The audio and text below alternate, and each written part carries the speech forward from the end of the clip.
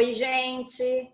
Agora no novo normal, são esses encontros pela internet, a gente vai ter hoje o prazer de receber o ator e produtor da companhia de teatro Pandorga, Eduardo Almeida.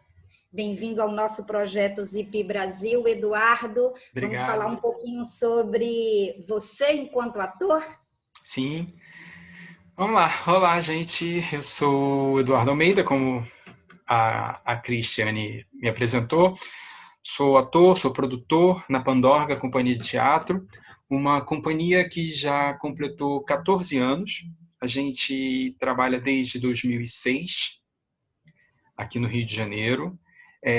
Temos um trabalho, basicamente, não que a gente tenha se fechado, mas basicamente o público infanto-juvenil, né? Para jovens e crianças, com foco mais no teatro. É isso. Bacana, bacana. E já que você citou essa coisa de trabalhar com crianças e os espetáculos são maravilhosos, inclusive eu deixo aqui a minha dica pessoal, Juvenal, a minha paixão. Juvenal é um espetáculo assim maravilhoso. Aliás, todos os espetáculos da Pandorga são muito bons. E você, juntamente com o restante do pessoal da companhia, atuam muito bem. Deixam a gente super à vontade. A gente que é grandinho acaba se sentindo uma verdadeira criança. Como é atuar para criança? Foi até pegando um gancho antes, né? Como você falou aí, que a gente gosta muito.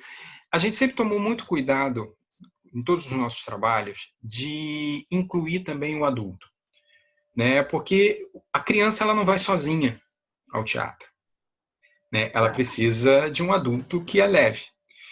E é muito desconfortável quando você percebe que tem um adulto ali que está com uma cara, tá do tipo, tô aqui obrigado, não tô afim, é só com meu filho aqui, não tá nem aí, né? Então a gente sempre se preocupa muito com todo mundo. Então a gente prefere até às vezes falar que os nossos trabalhos são feitos, que é o que a gente chama de teatro familiar, é o teatro para a família, é para todo mundo que está ali. Então a gente se preocupa não só de enviar a nossa mensagem às crianças e aos jovens, mas também ao adulto que está ali do lado, né?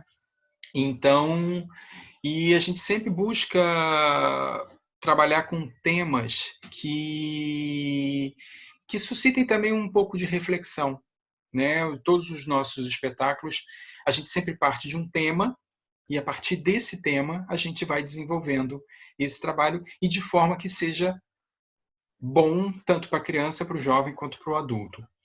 Trabalhar com criança é sempre muito bom porque há uma sinceridade muito grande, então há uma responsabilidade muito grande ao fazer, por isso, por um respeito à criança no sentido de a gente está ali e te quer passar uma mensagem, e ela é muito sincera, ela te dá um feedback bem direto se curtiu, se não curtiu, se achou bom, e quando a criança gosta, ela gosta mesmo, e tem exemplos, assim, tem a filha de uma amiga minha que é apaixonada pelo Juvenal, e até boneco do Juvenal a mãe mandou fazer para ela, e tudo mais. Então, e os outros também. Então, é basicamente isso, a gente se preocupar muito com os temas que a gente vai fazer e também não se preocupar, porque às vezes pode suscitar algo do tipo assim, mas o que pode se falar para a criança e o que não pode falar para a criança? A gente sempre pensa no seguinte, em vez de o que pode e o que não pode, assim, por que a gente não pode? Eu acho que todos os assuntos podem ser ditos. Então, a maneira como é dita é que tem que ser pensada, né? Então, a gente, no nosso primeiro espetáculo, O Menino que Brincava de Ser, de 2007, a gente fala sobre a questão de gênero, né? Do que é brincadeira de menino, do que é brincadeira de menina, né? A história de um menino de 6 anos de idade, que a brincadeira favorita dele é brincar de ser. Então, para ele, tanto faz ele se fantasiar de super-herói, de rei, de monstro, mas também para ele quer também poder ter o direito de também se vestir de bruxa, de se vestir de princesa. Então, é um pouco essa discussão. Então, eu pensei, mas falar isso para a criança, assim, mas por que não falar? Ainda mais a criança de hoje em dia, né, que está muito à frente. Uma criança hoje de 10, 11 anos não é a mesma criança que eu fui quando eu tinha 10, 11 anos. A criança de hoje tem acesso a muito mais coisas, o pensamento dela está muito mais à frente, né, do que... Você acha, então, que você pode falar sobre qualquer assunto com a criança, desde que você tenha uma linguagem que seja própria da idade mental dela, para que ela possa receber isso? A idade mental, eu penso assim, acho que todo assunto ele pode ser dito, porque a criança hoje ela tem acesso a tudo, né? Ela tem acesso à internet, ela tem acesso a todo tipo de informação, a televisão, né? Hoje em dia a televisão passa tudo quanto é coisa em qualquer horário, né? A criança tem acesso a tudo isso e aí sempre tem aqueles questionamentos. A criança vai ver, vai querer entender aquilo. E o adulto tem que estar sempre preparado, o adulto justo tem que estar preparado e parar com essa coisa de querer esconder. Que aí é pior, eu acho pior quando fica querendo esconder tudo. Não vamos deixar, não vamos olhar. Porque acaba... A criança é muito curiosa, o jovem é muito curioso.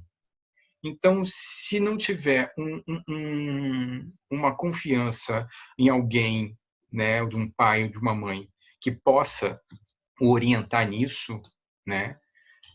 É bem pior, pode ser, o resultado pode ser pior, porque essa criança ou esse adulto, esse jovem, ele pode buscar na rua, ele pode buscar em outros lugares essas respostas, e as respostas podem não ser boas, né? Então, eu acho que o esconder, não falar, né? A pessoa tem direito de não querer.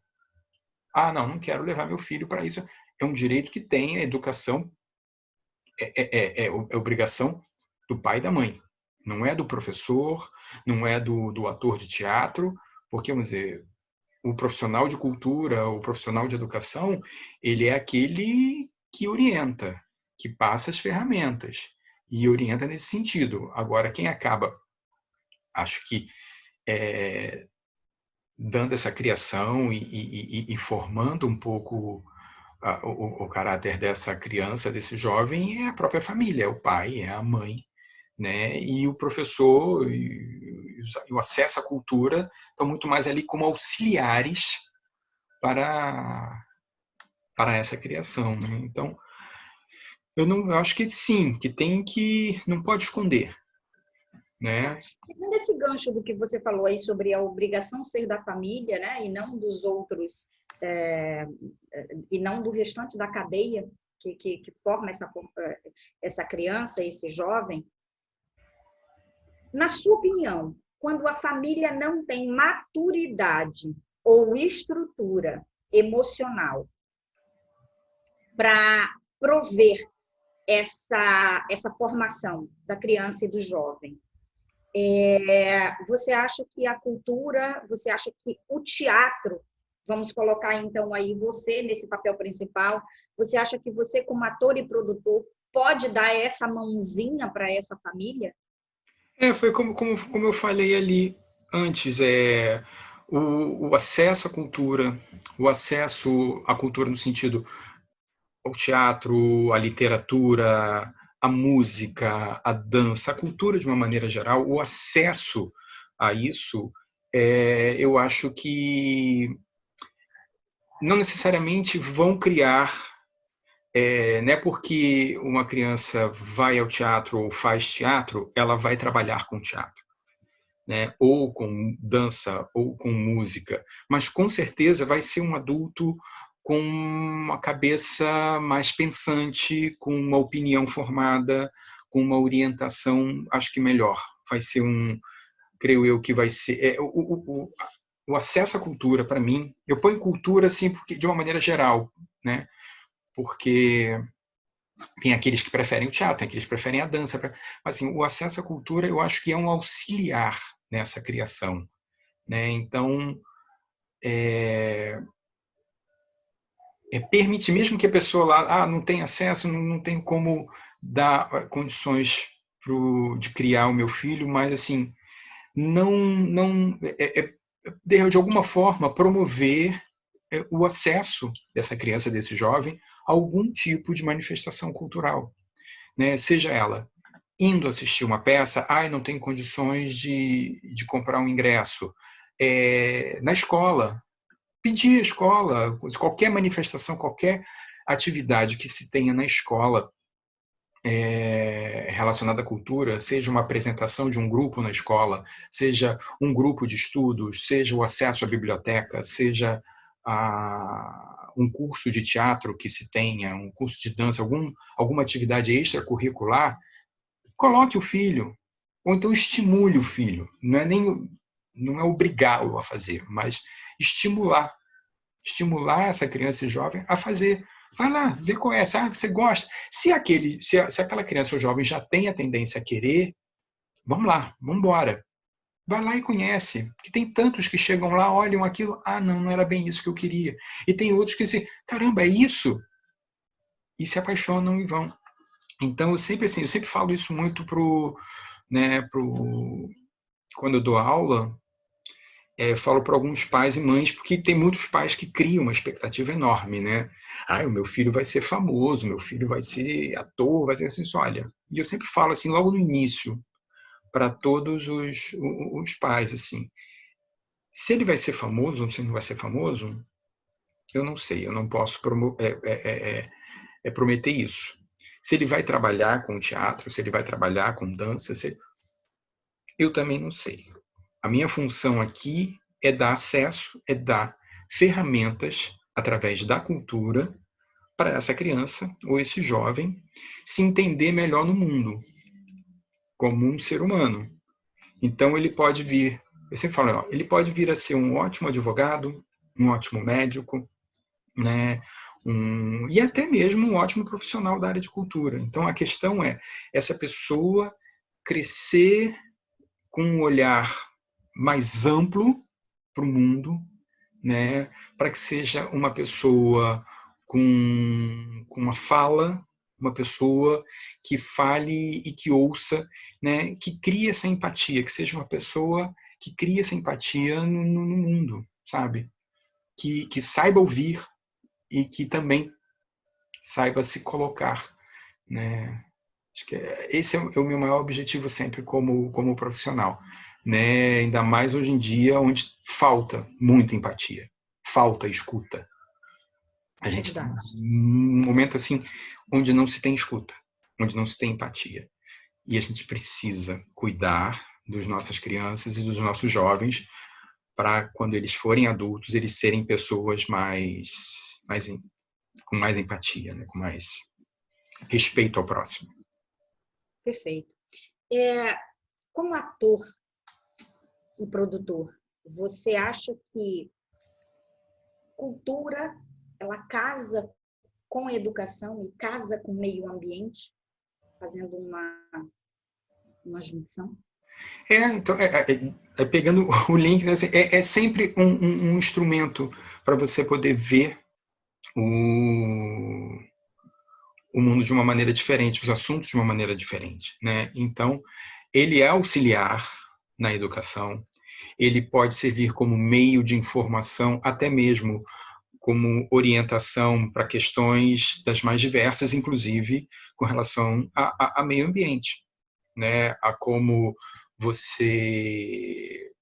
Ele pode, dizer, digamos assim, ele pode ser auxiliar o mecanismo da cultura dentro de uma escola, ela pode servir de auxiliar, de repente, a um professor de ciências que queira falar sobre o consumo consciente de energia elétrica.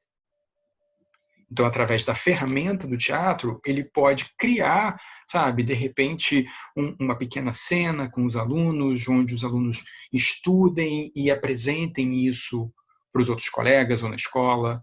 Pode ser com relação à preservação do meio ambiente, do consumo consciente da água, né, e do respeito à natureza, aos animais, né? Então, pode servir, eu sempre digo que a cultura, o teatro, digamos assim, mais especificamente na minha área, o teatro dentro da escola, ele pode servir de auxiliar para outras matérias também.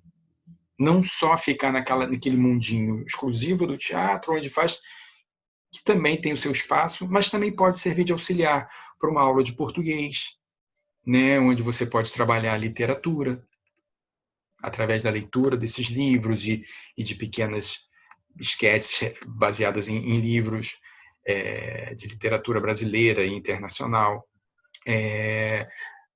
Com professor de ciências, como eu falei, professor de química. Ele pode ser um auxiliar, uma ferramenta para um melhor, para que o profissional ele possa passar de uma maneira até um pouco mais eficaz a informação. Então, isso inclui, como eu falei, a educação, inclui o meio ambiente e a todo e qualquer tipo de assunto, né? Como é que nasceu o Eduardo ator? O Eduardo ator, ele durante muito tempo ele foi filho único. Então ele sempre brincou muito e criou muita coisa, a ponto de criar amigos imaginários e depois, já mais velho, colocar essas histórias dentro de um espetáculo. Então eu sempre fui muito assim, muito de criar coisas. Então, e muito calado. Eu sempre fui um menino muito tímido. Quando criança eu era muito na minha. Então eu brincava muito sozinho. E sempre me interessei muito por teatro, sempre queria, sempre tinha alguma oportunidade na escola, eu assistia, ou eu sou de Campo Grande, aqui na Zona Oeste do Rio, né? A gente nunca foi muito abastado nessa questão de oportunidades, mas sempre que tinha alguma coisa aqui ou no Teatro de Arena, né, na Lona de Campo Grande, ou no Teatro Arthur Azevedo, sempre que era possível, ia lá assistir alguma coisa. E foi. E todo mundo sabia, mas sempre fui muito apaixonado pelo Sítio do Capão Amarelo, né, a ponto da minha avó paterna fazer uma roupa do Pedrinho para eu usar. Eu usava aquela roupa, brincava, fingia que era o Pedrinho, enfim. E tinham duas primas minhas também que gostavam muito do sítio, então sempre que eu e essas duas primas a gente estava na casa dos meus avós, uma tinha a roupa da Emília, a outra tinha a roupa da Narizinha, e eu tinha a minha do Pedrinho, e a gente brincava lá na casa da minha avó. E aí o tempo foi passando, eu fui crescendo, fui fazendo assim, nunca, né, quis ser o Pedrinho. Eu lembro que uma vez ia ter a troca do Pedrinho no sítio do Capão Amarelo, e eu fiz de tudo para que meus pais me levassem lá para poder fazer um teste, alguma coisa que eu queria ser, mas, enfim, não rolou. E o tempo foi passando, passando, passando, e daqui a pouco comecei a fazer uma faculdade. Cheguei na faculdade, fazendo a faculdade, sou formado em jornalismo. E na faculdade de jornalismo, assim, um dia uma outra prima, que não eram essas duas, né, ia começar a fazer um curso de teatro na Lona, aqui de Campo Grande. E aí ela disse, Edu, vamos comigo para me fazer companhia, você gosta tanto de teatro e tal, vamos lá, vamos comigo, vamos fazer junto comigo. No terceiro mês de curso, a minha prima saiu do curso. E eu estou até hoje. Eu estou até hoje fazendo. Isso foi lá em 1992. Então, ela foi só o instrumento para você chegar ao teatro. Sim, mas já estava dentro de mim, né? Só que eu não tomava iniciativa, ou não apareciam oportunidades. Aí apareceu essa, eu peguei, ela saiu e eu... Né? Hoje essa prima, ela é engenheira de produção. As outras primas que gostavam muito também, uma é farmacêutica e a outra é psicóloga. Então, só Que eu bom mesmo para não. nós que você continuou, né? Não, e aí não parei mais. Aí eu terminei a faculdade de jornalismo, aí continuei fazendo teatro, aí as oportunidades em teatro começaram a serem maiores do que em jornalismo. Quando eu fui ver, eu estava só fazendo teatro e o jornalismo ficou. De vez em quando uso uma outra coisa do meu lado jornalístico na parte de produção, lá na Pandorga, mas é basicamente assim, a partir de 92, 93, eu fiquei basicamente só trabalhando com teatro. né? E com a minha companhia desde 2006, que aí eu junto com o meu sócio, o Cleiton Echeveste, a gente criou essa companhia e desde então a gente sempre trabalha com ela. Eduardo, para a gente finalizar essa pequena palestra, que incentivo você daria para criança que com certeza vai ter acesso a essa palestra, o jovem, e até os pais e professores? Qual o incentivo que você dá para cada um deles em relação à cultura, teatro, em relação ao que você faz como ator? O que eu falo assim, vá, se dê a oportunidade, né, de ter acesso, de se aproximar da cultura. Eu acho que um país com pessoas que se interessam por cultura, que investem em cultura, é um país mais forte, é um país mais potente. Então, assim, toda oportunidade que tiver, um livro que chegue às suas mãos, ou qualquer manifestação, seja no seu bairro, seja na sua cidade, na escola, no seu ambiente, vá, prestigie, né? E se esse jovem, se essa criança se interessar em fazer, antes de tudo, não pense em fama. Tem muita gente que vai muito com essa ilusão, eu quero ser famoso. Então, é um caminho muito difícil. Se manter como um profissional de cultura no nosso país é algo muito difícil, muito trabalhoso, mas extremamente prazeroso, assim.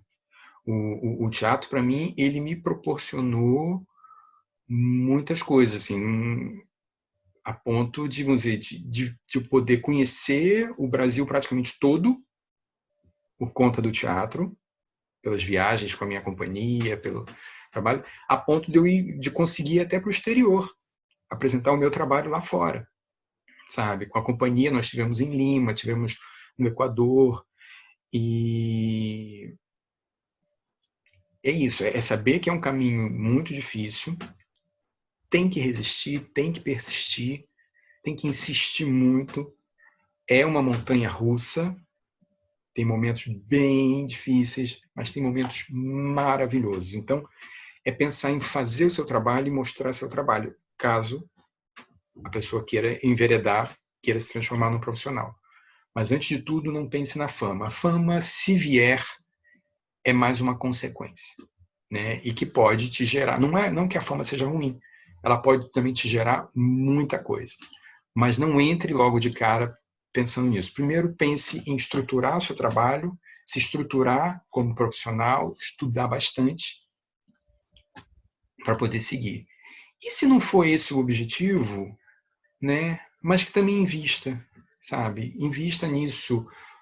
Vá assistir um show, vá prestigiar e pensar que, assim, o artista no Brasil, ele não é um vilão. Isso é muito importante. Porque de um tempo para cá, a gente foi colocado como vilões. E não somos vilões. Então, antes de dar qualquer tipo de palpite, qualquer fala, pesquise, vá atrás, converse com um profissional, procure entender a realidade, né? Entender a realidade. E é isso, é prestigiar a cultura, não deixar de ter acesso a isso. A música, a dança, a pintura, as artes plásticas de uma maneira geral, ao teatro, seja qual for manifestação cultural, vá lá, prestigie. Mesmo que você não vá trabalhar, mas prestigie, né? E entender também que a cadeia de trabalho por trás de toda manifestação, de toda apresentação cultural, é enorme. A cultura é um dos ramos que mais empregam no país. Às vezes, para você montar um espetáculo, mínimo que ele seja, que tenha um ator só, a quantidade de profissionais em volta é muito grande. É muito grande mesmo. Isso eu estou falando assim, um espetáculo com um ator, que envolve muita gente. Imagine um grande musical, a quantidade de profissionais que são empregados. Então, é pensar nisso. Acho que esse é o meu recado.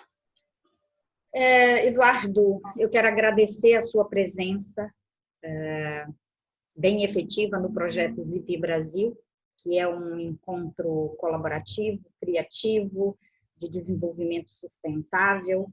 E a gente está muito feliz de estar contando no projeto com profissionais como você, da cultura, que entende o quanto a cultura pode se encaixar em vários setores, né, que a gente acaba passando.